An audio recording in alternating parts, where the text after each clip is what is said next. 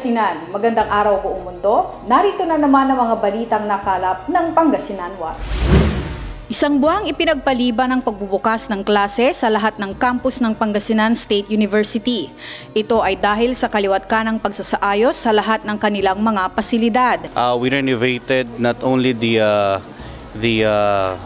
physical attribute of the classroom, but we put also other additives that will inspire teaching and learning inside the classroom. So classrooms were equipped with LCD projectors, and we're now using the glass board. Kasalukuyan namang isinasagawa ang Brigada Universidad bilang paghahanda sa pagsisimula ng kanilang klase sa July 6, 2015. Kaugnay na pisikal ng pagbabago sa buong campus ng Pangasinan State University ay ang pagpapalit ng logo nito.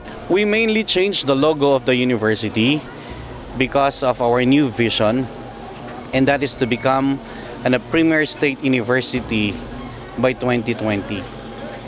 So I think with the new vision and mission, we were able to integrate really the character and competence of a PS Unions. Asul at ginto ang mga lutang na kulay sa bagong logo na sumisimbolo sa quality education at academic freedom. Ang siyam na bituin naman ang kumakatawan sa siyam na campus nito.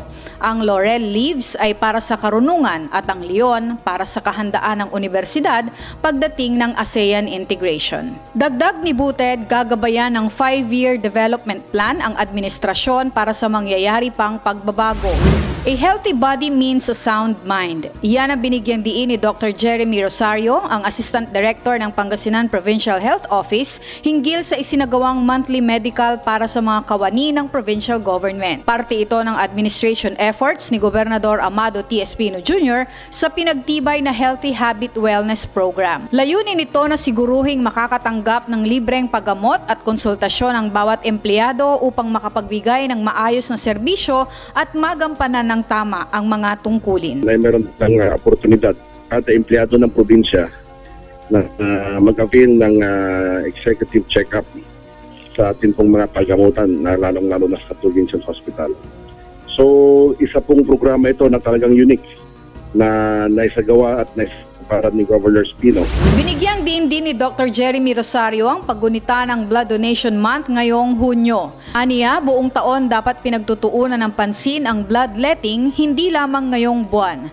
Ito ay napakalaking bagay, hindi lamang sa iba kundi maging sa ating mga sarili. So ang dugo po ay patuloy na pinoproduce ng ating katawan at hindi po tayo mababawasan kung tayo po ay magbibigay dahil nga nare-replenish din po yan at gagawa dito ang ating katawan ng panibagong dugo. Kung mga na-change oil ng konti, no? At nakabuti sa ating katawan at nakatulog pa tayo. Kung nakamaganda po ay nakatulog po tayo. Kilala man natin o hindi, sa mata ng Diyos ay tayo po ay nakatulong ng malaki na nagpatuloy po ang buhay ng isa pong kababayan natin. At yan ang mga balitang aming nakalap. Ako si Vanch Padilla at ito ang Pangasinan Watch. Broadcasting from Pangasinan to the world.